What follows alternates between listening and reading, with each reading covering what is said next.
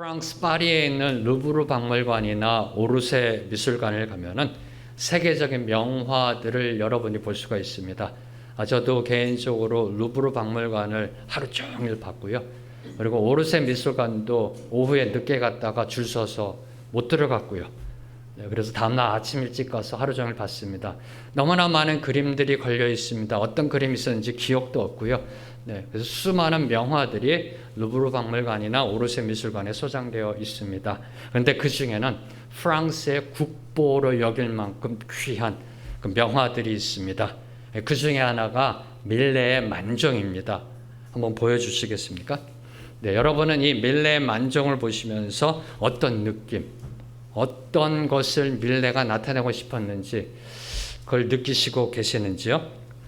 한 젊은 농부가 아내와 함께 일을 마치고 이제 하루의 일을 마치고 추수한 이 감자 바구니를 놓고 석양 속에서 감사 기도를 드리고 있는 이 밀레의 만종의 모습, 보는 이로 하여금 잔잔한 평안함과 행복감을 느끼게 합니다. 그리고 이 그림을 보고 한 미술 평론가가 다음과 같이 말하였습니다.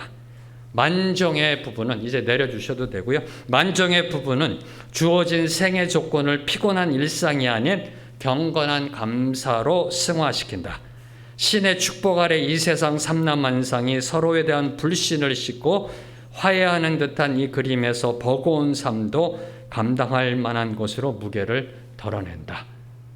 무슨 소리인지 모르시죠? 이 미술평론가 한국 분이신데요. 제가 좋아하는 이 평론입니다. 읽었을 때요. 밀레 만종의 그림을 보고 이렇게 시작합니다. 평론이 만종이 아니라 만종의 부부는 주어진 생애 조건을 피곤함이 아니라 경건한 감사로 승화시키고 있다는 겁니다. 그 그림을 봤을 때 하루하루가 얼마나 고된지요. 근데 그것이 고되다가 아니라 경건한 감사로 승화시키고 있다. 그리고 기도하는 모습 속에 그 신의 축복 아래 이 세상 삼라만상이 서로에 대한 불신을 씻어내고 화해하는 그런 아름다움을 보여주고 있다는 겁니다. 그래서 하루하루의 그 버거운 삶도 감당할 만한 무게로 바꿔준다는 겁니다. 너무나 멋있는 평론 아닌가요? 근데 그 시작이 만종의 부부라는 겁니다. 근데 만약 농부 부부가 함께 있는 것이 아니라 농부 혼자 또는 농부의 아내가 홀로 서 있는 그림이라면 한번 상상해 보시기 바랍니다. 농부의 부부가 아니라 농부 또는 그 아내가 혼자 서 있는 그림이었다. 어떤 느낌이 주어질까요? 그 미술 평론가가 평론한 그러한 심어있는 평론이 나올 수 있을까요? 저는 이 혼자 있는 그림, 그 모습을 묵상하면서 이렇게 결론을 맺었습니다. 혼자 지고 가는 삶의 무게가 그를 누르고 있다. 그를 누르고 있다. 함께 일하고요. 함께 수고하고 함께 추수하고 함께 기도하고 있기 때문에 해가 저무는 들판의 그 황량함도 그리고 정지된 듯한 그 적막감도 그리고 그 당시 프랑스 전역을 덮고 있었던 대기근과 경제공황의 그 어두운 분위기도 그 그림이 주는 평안과 행복의 경건함을 깨뜨릴 수가 없었던 겁니다. 함께하고 있었기 때문에 농부 부부가 서로를 마주보며 기도하고 있었기 때문에 그리고 또 하나 만약 농부 부부 발 아래 놓여 있는 것이 감자 바구니가 아니라 죽은 아기를 담은 관이라면 어떤 모습일까요?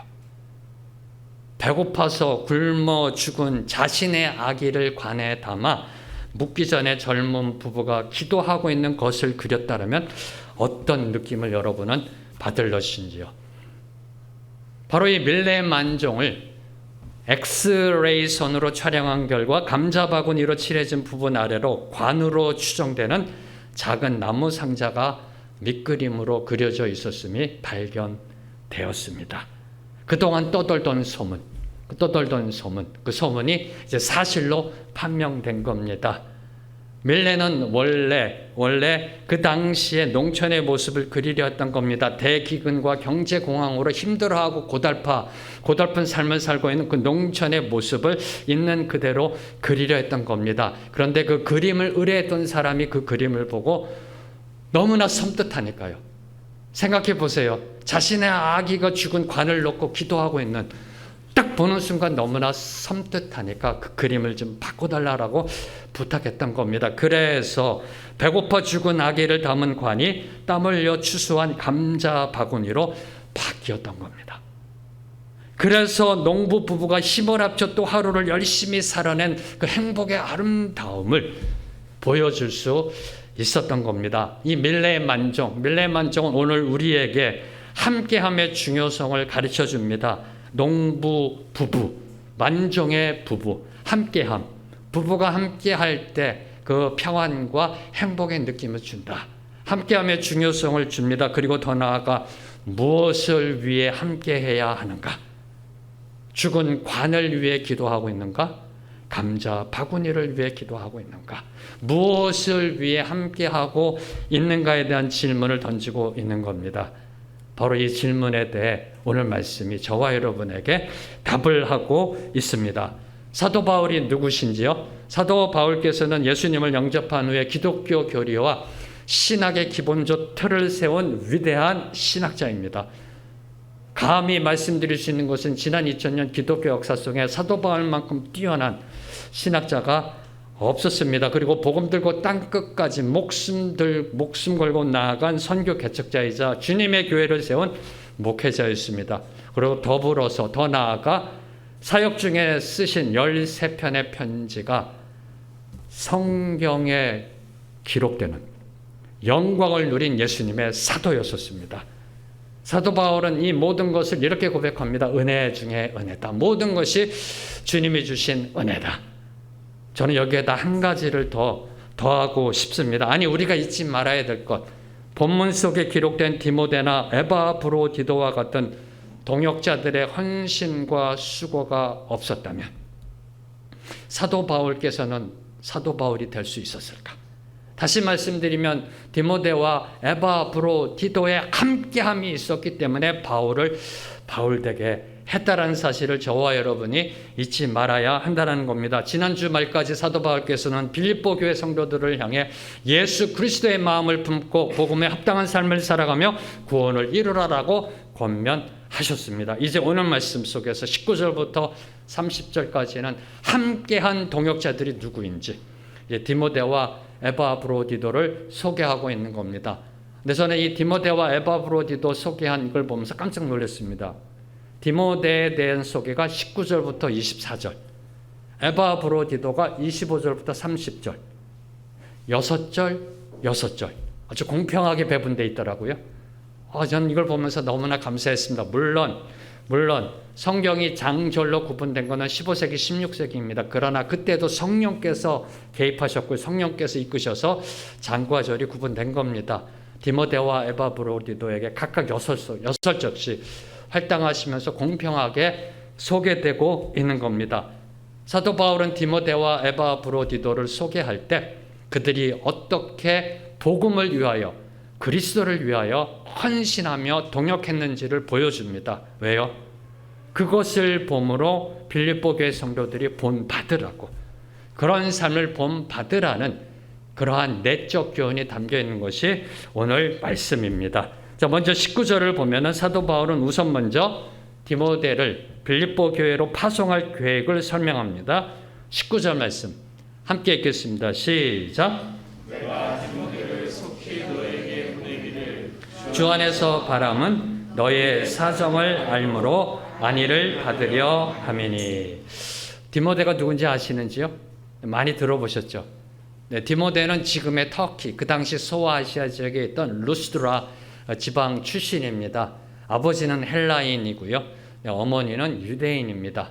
특별히 그 유대인이었던 어머님은 신앙이 경건했던 유니게였고요. 그리고 그의 외할머니 로이스의 신앙교육 덕분으로 어렸을 때부터 성경을 배웠고 성경을 들었고 성경을 알아왔습니다. 그렇게 자란 유대교 신자로 자란 이 디모데가 어느 날 사도 바울을 만납니다. 사도 바울께서 1차 전도 여행을 가셨을 때 만나 개종합니다. 기독교로 개종하고요. 그리고 2차 전도 여행부터 바울의 전도팀에 합류하였습니다. 그 이후로부터 디모데는 바울과 늘 함께 동행하였습니다. 1차 전도 여행 때 사도 바울을 만나 개종한 이후에 2차 전도 여행부터 합류하였고 그 이후로 계속해서 바울과 함께 했습니다. 함께 동역했습니다. 함께 사역했습니다. 함께 자고 함께 먹고 함께 그리스도를 위해 일했습니다. 빌립보에서도 데살로니가에서도 에베소에서도 그리고 고린도에서도 선교 현장에는 늘 항상 디모데가 있었습니다. 그리고 지금 사도 바울이 로마 감옥 안에 갇혀 있는 지금 이 순간에도 함께하고 있는 겁니다. 이런 디모데를 사도 바울은 성경을 보면은 이렇게 소개하고 있습니다. 동역자다, 형제다, 예수의 종, 주의 일에 힘쓰는 자, 사랑하는 아들, 신실한 아들. 한마디로 사도 바울에게는 없어서는 안 될 존재. 동역자고요, 형제고요, 예수의 종이고 주의 일에 힘쓰는 자고 아들, 영적 아들, 사랑하는 아들, 신실한 아들이다라고 이야기합니다. 없어서는 안 될 존재, 사도 바울에게 있어서는 든든한 존재, 든든한 동역자임을 소개하고 있는 겁니다. 자, 이런 디모데를 만약에 한마디로 여러분이 소개한다면, 표현한다면 어떻게 표현할 수 있을까요? 이런 디모데를 한 단어로 저는 이 질문을 던지면서 그냥 나온 답이 진국이다. 진국. 야, 하나님 보시되 정말 진국이다. 교회를 향한 정말 진국 같은 사람이다. 그냥 이렇게 저도 모르게 고백이 되더라고요. 아니나 다를까 유진 피터슨 목사님이 쓰신 메시지 성경이라는 게 있습니다. 그 유진 피터슨 목사님께서 쓰신 그 메시지 성경에 보면 오늘 22절을 보면은 그 디모데를 이렇게 소개하고 있습니다. The real thing. R-E-A-L. real thing. 무슨 뜻이냐? 영어로 이 표현한 거 한국말로 번역하면 진국이라는 겁니다. 진국. 진짜다. 진짜다. 이런 진국 디모데, 사도 바울에게서는 없어서는 안 될 존재인 이 진국의 디모데를 사도 바울은 지금 빌립보로 보내려 하고 있습니다. 그것도 속히. 여러분이 19절에 보시면 속히. 그런 디모데, 옆에 있으면 든든한 디모데를 지금 속히 보내려 하고 있습니다. 왜요? 왜 속히 보내려 할까요? 네, 그렇게 할 수밖에 없었던 이유에 대해 너희 사정을 알므로 안위를 받으려 함이니라고 성경은 설명하고 있습니다. 도대체 무슨 뜻일까요? 없어서는 안 될 존재, 옆에 꼭 있어야 될 존재, 함께 동역할 존재, 내가 믿을 수 있는 존재, 진국과 같은 디모데를 지금 빨리 빌립보로 보내려 한다. 근데 그 목적이 너희 사정을 알므로 안위를 받으려 한다. 과연 무슨 뜻일까요? 사도 바울은 이제 디모데를 통해서 빌립보 성도들이 자신의 근황을 듣고 격려받기 위했던 겁니다. 지금 얼마나 걱정하실까요? 빌립보 성도들이. 빌립보 교회를 세운 목사입니다. 빌립보 교회를 누구보다도 사랑하는 하나님의 목자입니다. 그런 사도 바울이 지금 감옥에 갇혀 있는 겁니다. 언제 죽을지도 모를 그런 상황 속에 갇혀 있으니 얼마나 걱정하고 있겠습니까? 만약에 제가 아무 이유 없이 감옥에 갇혀있다고 생각해 보세요. 아마 걱정 안 하실래나? 걱정하실 거 아니에요. 밤마다 기도할 거 아니에요. 우리 목사님 아무 죄 없이 끌려가 계십니다. 이렇게요. 미얀마를 생각해 보세요. 지금요. 미얀마 어느 교회 담당 목사님이 지금 끌려갔다고 생각해 보세요. 군부에. 감옥에 갇혀있다고 생각해 보세요. 그게 성도들이 어떻게 기도하겠습니까? 근심하지 않을까요? 낮마다 눈물로 통성기도 들어갈 겁니다. 그래서 사도 바울은 그게 마음에 걸린 겁니다. 빨리 디모데를 보내야 되겠다. 나 괜찮다. 잘 지내고 있다. 아무 병 없다. 날마다 찬양이다. 날마다 기쁨이다. 가서 꼭 전해줘라. 그래서 지금 디모데를 빨리 속히 빌립보 교회로 보내려고 하고 있는 겁니다. 그리고 더 나아가 사도 바울 또한 이제 디모데가 돌아왔을 때 사도 바울 또한 얼마나 지금 걱정이 되겠습니까? 왜요? 뭐 핸드폰이 있어야지 전화를 해보죠. 빌립보 교회에. 들려오는 소문으로는 거기에 다툼이 있다고 그러는데 거기에는 함께하지 못함이 있다고 그러는데 목사로서 얼마나 마음이 아프겠습니까? 기도하면서 걸리잖아요. 식사할 때 걸립니다. 내가 세운 교회 우리 성도들 이게 걸린다고요. 근데 디모데를 통해서 이제 듣고 싶은 겁니다. 그 교회 소식을 듣고 싶고요. 이제 디모데가 가서 모든 문제를 수습하고 잘 됐습니다라는 이 소리를 듣고 싶은 겁니다. 그게 바로 너희 사정을 알므로 안위를 받으려 한다라는 겁니다. 이 안위라는 헬라어 원어 자체가 무슨 뜻이 있느냐? cheer up. 네. C-H-E-R. 치유한다는 뜻입니다. 치유. 네. 바로 그러한 상황으로 나아가기 위해서 지금 빌립보 교회로 디모데를 속히 보낸다라는 겁니다. 사도 바울의 관심은 오직 딱 하나였었습니다. 교회였던 겁니다. 감옥 안에서도 관심은 온통 교회에 가 있었던 겁니다. 사람이 힘들면 자기부터 챙기는 게 본성입니다. 안 그런가요? 여러분 아파 보셨는지요? 아프면 나부터 챙깁니다. 그게 사람의 본성입니다. 힘들면 자신부터 먼저 돌보는 것이 본성입니다. 근데 사도 바울께서는 지금 그 본성을 뛰어넘고 계시는 겁니다. 감옥 안에 계시면서, 차디찬 감옥 안에 계시면서, 지금 21세기 감옥이 아니라니까요. 축축하고 눅눅하고요. 아마 이스라엘 로마 성지순례 가신 분들 마지막 사도 바울께서 갇히셨던 감옥 보셨을 겁니다. 축축하고 습기가 있고 춥고 냉랭하고요. 그 안에만 들어가 있어도 무릎에 물 찰 것 같고요. 신경통 걸리고 조금만 있어도 다른 병 걸리겠는 그런 감옥 아닙니다. 그런 감옥 안에서 자신을 돌보기보다는 그리스도의 심장으로, 기억나시는지요? 1장 8절에 사도 바울께서 그리스도의 심장으로 너희를 사랑한다 그랬잖아요. 그 심장으로 지금 빌립보 교회를 생각하고 있는 겁니다. 오직 교회, 오직 성도 생각. 바로 이 모습을 보여주고 있는 겁니다. 감옥 안에 갇혀 있음에도 불구하고 자신을 돌보기보다는 하나님이 맡기신 양들, 자신의 양들을 향한 온통 관심과 애정이 가 있었던 겁니다. 한마디로 사꾼이 아니라는 겁니다. 사꾼이 아니라 주님의 참된 목자의 모습을 보여주고 있는 겁니다. 이런 바울을 동역하고 있었던 사람이 바로 디모데라는 겁니다. 디모데. 그럼 왜 사도 바울께서는 다른 사람이 아닌 디모데를 보내야만 했던 것일까요? 왜 디모데를 보내려고 하는가요? 없어서는 안 될 존재, 진국이잖아요.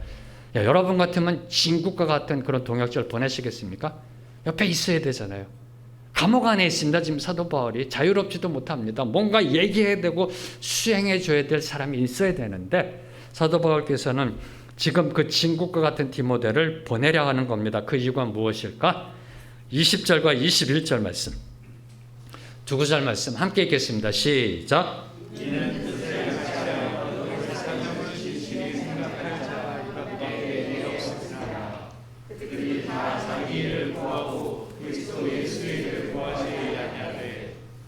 사도 바울께서 말씀하십니다. 내가 지금 빌립보 교회 디모데를 속히 보낸다. 이는 20절에 보면 이는 왜 보내는가? 첫째, 뜻을 같이하여 복음을 위해, 교회를 위해 사도 바울과 같은 마음과 정신으로 섬기기 있기 때문입니다. 한 마음 한 뜻이라는 겁니다. 한마디로 믿을 수 있기 때문입니다. 한마디로 서로가 통하는 사이라는 겁니다. 그래서 보낼 수 있는 겁니다. 핸드폰으로 연결할 수도 없고요. 어떻게 사역을 얘기 듣고 어떻게 사역에 대해서 지시할 수도 없는 그런 상황입니다. 믿을 수 있으니까. 사도 바울이 할 수 있는 그것을 디모데는 빌립보에 가서 할 수 있을 것으로 믿으니까. 그래서 지금 디모데를 보내려 하는 거고요. 두 번째로는 너희 사정을 진실이 생각할 자라는 겁니다. 너희 사정을 진실이 생각할 자가 디모데밖에 없기 때문에 보내는 겁니다. 빌립보 교회 사정을 진실이 생각한다. 무슨 뜻일까요? 빌립보 교회 사정을 진실이 사정한다. 이 뜻은 빌립보 교회 성도들에 대해 관심과 사랑을 디모데가 갖고 있다는 겁니다. 디모데 또한 바울처럼 빌립보 교회 성도들을 향해 사랑으로 그리스도의 심정으로 품고 있음을 보여주고 있는 것이 진실이 생각한다는 겁니다. 그럴 수밖에요. 왜요? 디모데는 2차 전도 여행 때 사도 바울과 함께 빌립보에 가서 빌립보 교회 개척에 처음부터 동참했고요. 그 사역에 함께 참여했습니다. 빌립보 교회가 탄생하는 것을 보았고요. 거기에 힘을 합쳤고요. 한마디로 말하면 1등 공신이라는 겁니다. 그리고 3차 전도 여행 때 성경을 보면 최소 2번 이상 빌립보 교회를 방문합니다. 그만큼 빌립보 교회 성도들이 잘 알고 있는 사람, 믿을 수 있는 사람, 한마디로 적격자라는 겁니다. 뭘 위한 적격자요? 가서 빌립보 교회가 당면한 문제를 수습하고 그리고 다시 복음으로 양육할 수 있는, 복음의 합당함으로 이끌 수 있는 적격자는 디모데이기 때문에, 그래서 사도 바울께서는 지금 디모데를 보내려고 하는 겁니다. 그리고 무엇보다도 중요한 거 21절입니다. 21절을 보면 디모데는 자신의 일보다 예수 그리스도의 일을 최우선적으로 구하는 사람이었기 때문에 21절 보세요. 그들이 다 자기 일을 구하고 그리스도 예수의 일을 구하지 아니하였다. 무슨 뜻이에요? 오직 디모데만이 자신의 일보다 하나님의 일을 우선적으로 수행하고 있었음을 보여주고 있는 겁니다. 당시 사도 바울 주변에 많은 사람들이 있지 않았을까요? 많은 동역자들이 있었을 겁니다. 생각해 보세요. 에베소에서 사역할 때 사도 바울의 모습을 보면요. 사도 바울이 갖고 있던 손수건만 갖다 놔도 병이 고쳐졌다고 그렇습니다. 와. 그리고 그곳에 살던 마술사가 모든 마술책을 태워버리고 사도 바울을 따랐다라고 되어 있습니다. 사도 바울이 가는 곳마다 성령의 이적이 나타났고 능력이 나타났습니다. 많은 사람들이 저기 뭐가 있지 않을까라고 따라다니지 않았을까요? 많은 동역자들이 있었을 겁니다. 많은 사람들이 따라다녔을 겁니다. 그런데 지금 사도 바울이 로마 감옥 안에 갇혀있는 지금 이때 그가 찾을 수밖에 없었던 사람은 디모데였다는 겁니다. 디모데. 뭘 의미할까요? 사도 바울께서 이제 지금 로마 감옥에 갇혀 있는데요. 이제 두 번째 로마 감옥에 갇혀 있을 때 지금 이때보다 한 3년 내지 4년 뒤에 로마 감옥에 갇혀 있을 때 2차 감옥에 갇히게 됐을 때 디모데에게 보낸 편지 디모데 후서를 보면은 사도 바울이 이렇게 말씀하고 계십니다. 아시아에 있는 모든 사람이 나를 버린 일을 내가 아나니 아시아에 있는 모든 사람이 나를 버렸다. 그리고 더 나아가서 내가 처음 변명할 때 내가 처음 복음을 증거하고 복음을 변증하고 복음을 선포할 때 나와 함께한 자가 하나도 없고 다 나를 버렸다. 디모데후서 1장 15절, 디모데후서 4장 16절. 그리고 더 나아가 대마는 세상으로 갔다 그러잖아요. 바울이 로마 감옥에 갇히자 함께 사역했던 자들이 모두 다 떠나간 겁니다. 뭔가 있을 줄 알고 쫓아다녔는데 감옥에 갇히게 되자 이거 가짜였나? 뭔가 사도 바울이 이상한 사람인가? 바울과 이제 기독교라는 건 끝났다. 이거 가짜였다. 하면서 모든 걸 내려놓고 자기 자신들 먹고 살 궁리에 급급해졌던 겁니다. 예수님의 일을 구하기보다 자기의 일을 구하면서 모두 다 사도 바울을 떠나갔던 겁니다. 그래서 예수님께서 저와 여러분에게 계속해서 지난 2000년 동안 앞으로도 계속해서 이렇게 경고하며 말씀하시는 겁니다. 누구든지 아무든지 나를 따르려거든 뭐 하라고요? 자기를 부인하고 자기 십자가를 지고 따르라. 바로 이 부분입니다. 저는 이 말씀을 묵상하는 가운데 예수님의 말씀이 떠오르더라고요. 누구든지 나를 따르려거든 누구든지 그리스도의 일을 하려거든 자기를 먼저 부인하고 십자가를 지고 나를 따르라. 사랑하는 성도 여러분, 지금 여러분을 부인하고 여러분의 십자가를 지고 따라가고 계시는지요? 만약 이 부분이 여러분이 분명치 않다면 오늘 말씀 속에 암시되어 있는 사도 바울을 떠난 그런 자들의 모습이 여러분의 종결적 모습이 될 수도 있다라는 겁니다.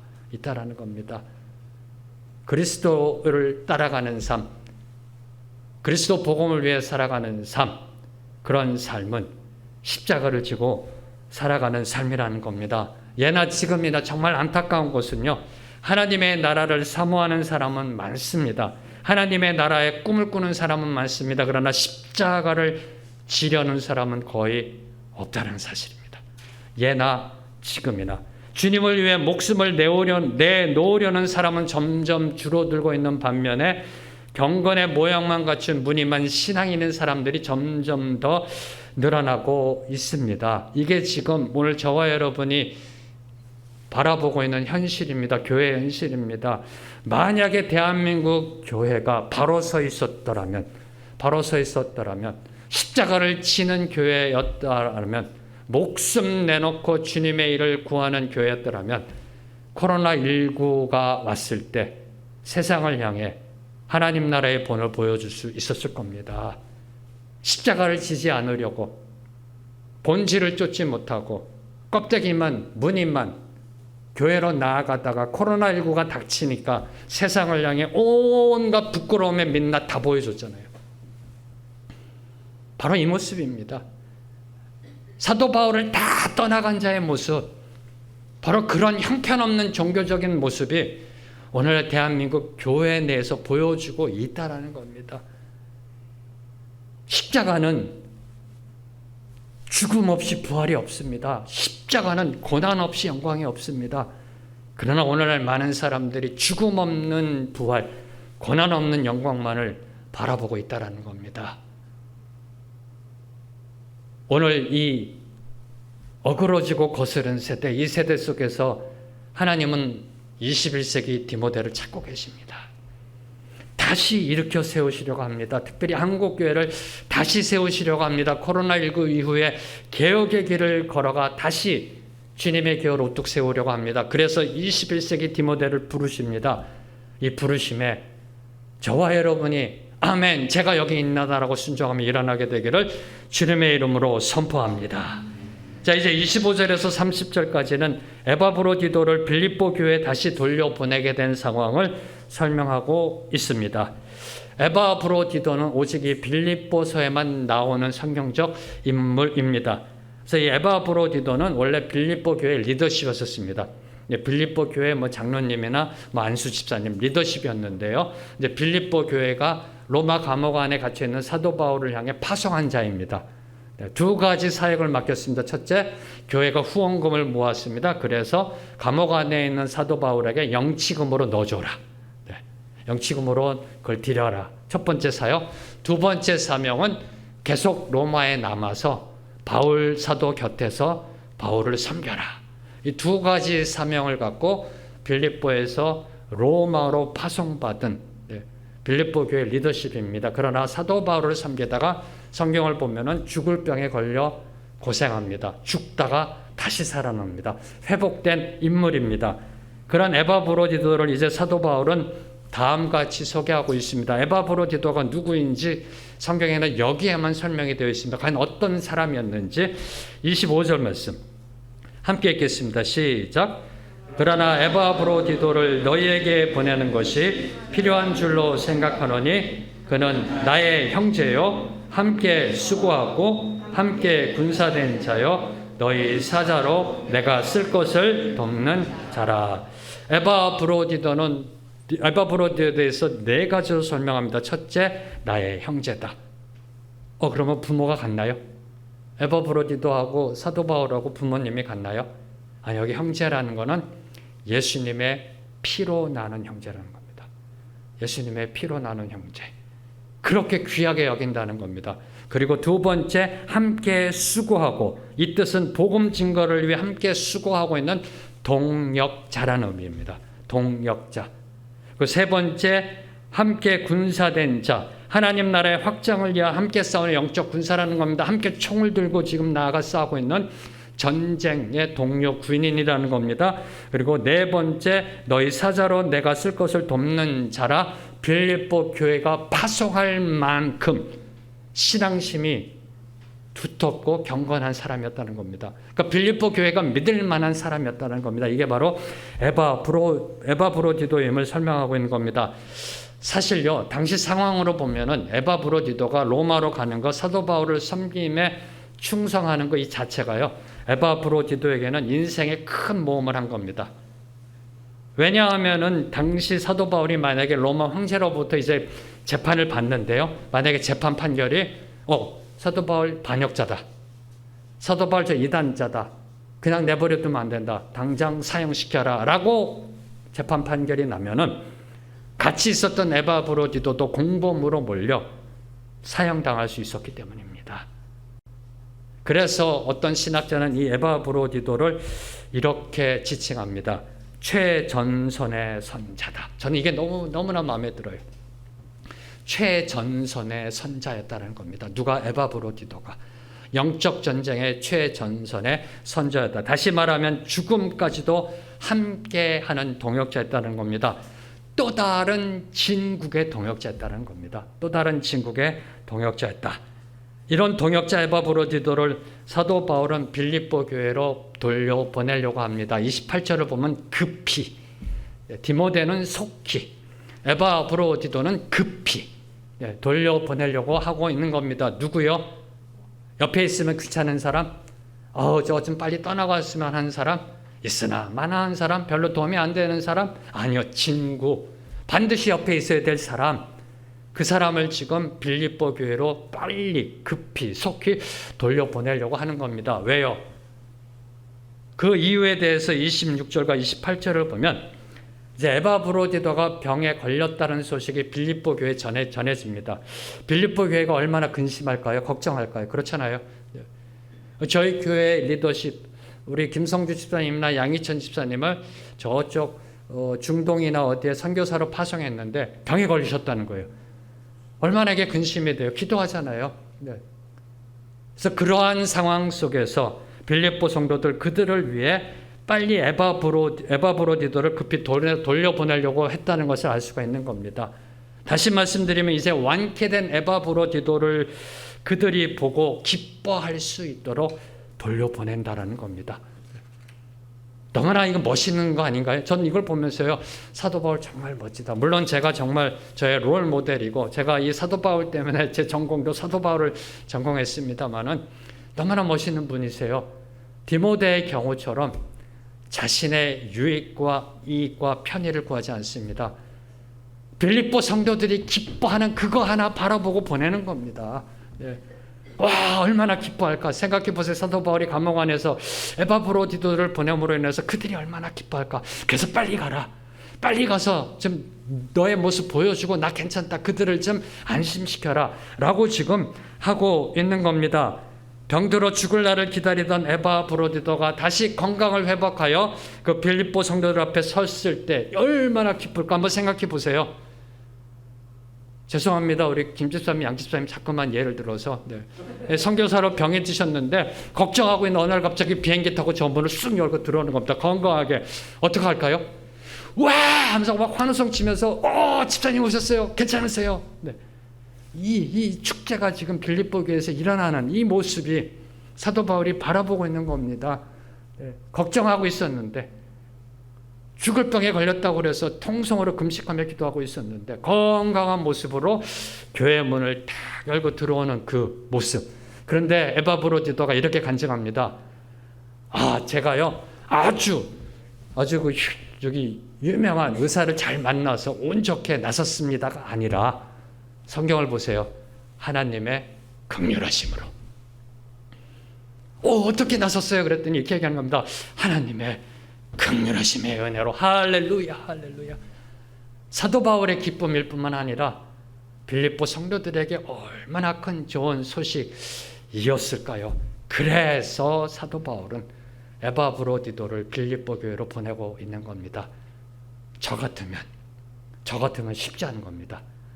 저 같으면 편지를 써서 보낸다든지 다른 사람을 보내서 전하면 되는데 그 당사자를 보낸다는 거, 그것도 진국에 에바브로디도를 보낸다는 거 쉽지 않은 결정을 한 겁니다.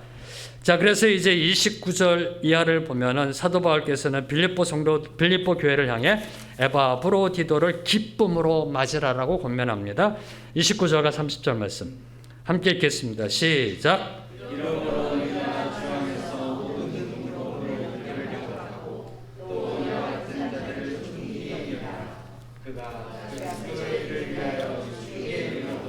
자기 목숨을 돌보지 아니한 것은 나를 섬기는 너희의 일에 부족함을 채우려 함이니라. 사도 바울은 이렇게 선포합니다. 이제 지금 에바브로디도는 디모데보다 먼저 파송받아 갑니다. 그리고 사도 바울께서는 이 편지를 에바브로디도를 통해서 전달하고 있는 겁니다. 그 편지 속에 빌립보 성도들 향해 이렇게 권면하는 겁니다. 주 안에서 모든 기쁨으로 에바브로디도를 영접하라. 그냥 기쁨이 아니라 모든 기쁨으로 영접하라라고 합니다. 무슨 뜻일까요? 자, 제가 한번 이렇게 읽어보겠습니다. 어떠신지요? 이러므로 너희가 주 안에서 기쁨으로 그를 영접하라. 문제가 있으세요? 아니요. 근데 사도 바울은 한 글자를 더합니다. 모든 기쁨으로 영접하라. 이게 무슨 뜻일까요? 마음속에서 우러나오는 솟아나오는 진짜 기쁨으로 영접하라는 겁니다. 저희들이 예배 중에 또는 예배 마치고요, 우리에게 은혜 주신 하나님께 감사와 영광의 박수 올려드립니다 할 때 대부분의 이제 성도님들이 이게 종교적 습관적이 돼가지고 영혼 없는 박수 칩니다. 그냥 이렇게. 그 박수가 아니라는 겁니다. 마음속에서 우러나오는 주체할 수 없는 그 영혼의 박수의 기쁨으로 지금 그 에바브로디도를 영접하라라고 권면하고 있는 것이 모든 기쁨으로. 그런데 이 모든 기쁨은 언제 저희들이 누릴 수 있어요? 주 안에 있을 때. 주 안에 있을 때. 주 안에서 모든 기쁨으로 그를 영접하라. 세상이 누리는 기쁨이 아니고요, 세상이 주는 그 기쁨이 아니라 주님이 주시는 기쁨으로 영접하라라고 합니다. 그리고 더 나아가서 존귀히 여기라고 합니다. 에바브로디도를 보고 기쁨으로 영접하고 존귀히 여기라라고 권면하고 있습니다. 왜요? 30절을 보면은 자신의 목숨을 돌보지 않고 바울을 헌신적으로 도왔기 때문에 생명의 위협을 무릅쓰고 복음의 사역을 수행하였기 때문에 존귀히 여기라라고 말하고 있는 겁니다. 오늘날도 보면은 선교사님으로 파송된 분이요, 그 현지에서 중병이 걸렸을 때 잠시 선교지를 떠나 한국으로 돌아와 치료받으시고 돌아갑니다. 그것 갖고 누가 하나 비난하는 사람 없습니다. 그럼에도 불구하고 에바브로디도는 죽으면 죽으리이다 라는 그러한 각오로 자신이 파송받은 선교지 로마에 남아 죽기까지 맡겨진 사명을 감당했던 진국의 동역자이었던 겁니다. 사랑하는 성도 여러분, 여러분은 디모데 쪽이신가요? 에바브로디도 쪽이신가요? 오늘 말씀을 요약하면서 저는 바울과 디모데, 에바브로디도를 통해 복음을 위해 함께 수고하는 동역의 모델의 참모습을 보았습니다. 복음을 위한 동역의 참된 그 모델의 모습이 바울과 디모데와 에바브로디도의 모습 속에 나타나 있습니다. 근데 이 동역의 모습을 묵상하면서 저는 이렇게 결론을 맺었습니다. 동역은 날개다. 잘 이해가 안 되시죠? 그래서 사실은 이 날개 소품을 좀 구하려고 했었거든요. 그래서 동역은 날개다 하면서 좀 보여드리려고 했는데 날개 소품이 없어서요. 동역은 날개다. 날개가 뭔가요? 날개는 창공을 날아가는 능력입니다. 그죠? 드높은 창공을 멋있게 날아가는 능력이에요. 그런데 그 날개가 알을 품고 있으면, 그 날개로 알을 품으면 새로운 생명이 탄생됩니다. 이해되셨습니까? 다시 말씀드립니다. 날개란 드높은 창공을 날아가는 것입니다. 그런데 그 날개가 알을 품고 있으면 새로운 생명이 탄생됩니다. 바로 이것이 동역이라는 겁니다. 바로 이것이 바울과 디모데와 에바브로디도가 보여준 동역의 모습이라는 겁니다. 디모데와 에바브로디도는 바울과 함께 복음을 위해 올인하였습니다. 같은 마음 한 마음으로 복음 전도의 드높은 창공을 날아올랐습니다. 얼마나 멋있는지요. 복음 전도의 창공을 멋있게 날아올랐고요. 그리고 그 복음의 날개로 빌립보 성도들을 품고 있었던 겁니다. 그리스도의 심장으로, 그리스도의 사랑으로 빌립보 성도들을 품고 있었던 겁니다. 그런데 여기서 저와 여러분이 놓치지 말아야 할 것, 무엇보다 중요한 것, 그 동역의 날갯짓은 마지못해 하는 것이 아니었다는 겁니다. 누가 시켜서 한 게 아니라는 겁니다. 이 복음의 날갯짓은 기쁨의 날갯짓이 되어야 함을 오늘 말씀은 저와 여러분에게 권면하고 있습니다. 왜요? 그리스도의 복음은 이 세상에서 가장 큰 기쁨의 좋은 소식이기 때문에 다시 선포합니다. 참된 동역의 모습은 복음 들고 드높은 창공을 날아올라야 됩니다. 동시에 그 복음으로 성도들, 이 세상 사람들을 사랑으로 품어야 됩니다. 그러한 동역 속에 무엇이 있어야 된다? 기쁨이 있어야 된다. 모든 기쁨이 있어야 된다. 왜요? 복음은 기쁨이니까. 복음은 가장 큰 기쁨의 좋은 소식이니까. 바로 이 기쁨으로요. 이 기쁨으로 하나님의 일, 주님의 일을 감당하는 저희 교회가 되기를 선포합니다. 복음의 날개를 달고 그 날개로 드높은 창공을 날아오르며 서로서로를 안아주며 품어주며 새로운 생명을 나아가는 우리 생명의 길 교회가 되기를 선포합니다.